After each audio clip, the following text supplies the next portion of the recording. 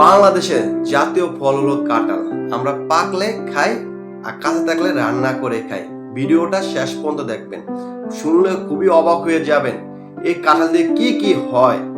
বিশ্বে কিছু কিছু দেশে এই কাঁঠাল দিয়ে আপনি কোটি কোটি ডলার ইনকাম করে, আর তারা সব সময় এই কাঁঠাল চাষ করে থাকে। তাদের দেশে 12 মাস ধরে কাঁঠাল ধরে, কারণ এই কাঁঠালে তারা মাংস তৈরি করে। কিভাবে মাংস তৈরি করে আপনি শুনলে অবাক হয়ে যাবে। তারা খামার থেকে কাঁঠাল কেটে নিয়ে তারা যেসব কাঁঠাল পেকে যায় সেটি ব্যবহার করে না, যেসব কাঁঠাল কাঁচা থাকে তারা ফ্যাক্টরিতে নিয়ে যায়।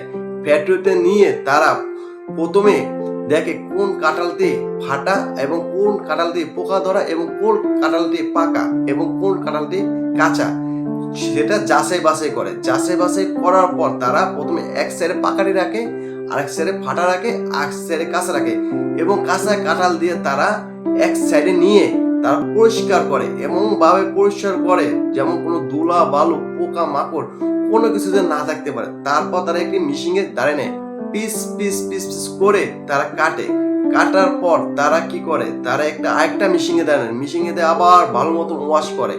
ওয়াশ করার পর তারপর আরেকটা মেশিনে দাঁড়ায়, মেশিনে দাঁড়িয়ে সেটার উপরে যে বাকলাটি থাকে সেই বাকলাটি তারা এক সাইডে করে এবং কাঁঠালের ভিতর যে অংশটা সেটা আরেক সাইডে করে। করার পর তারা কি করে, বাকলাটি দিয়ে একটি মেডিসিন তৈরি করে এবং কাঁঠালের মূল যে অংশ ভিতরে সেই অংশ দিয়ে তারা একটি গরম পানিতে রাখে। পানিতে নিয়ে তারা সিদ্ধ করে। সিদ্ধ করার পর বেশি না, হালকা করে সিদ্ধ করে, যেমন এই কাঁঠালটি বেশি সিদ্ধ না হয় তার জন্য হালকা গরম পানিতে সিদ্ধ করে এগুলি আশকিত করে আলাদা আলাদা করে। যা দেখে বেশি সিদ্ধ হলে আবার কাঁঠালের শেপটা নষ্ট হয়ে যাবে।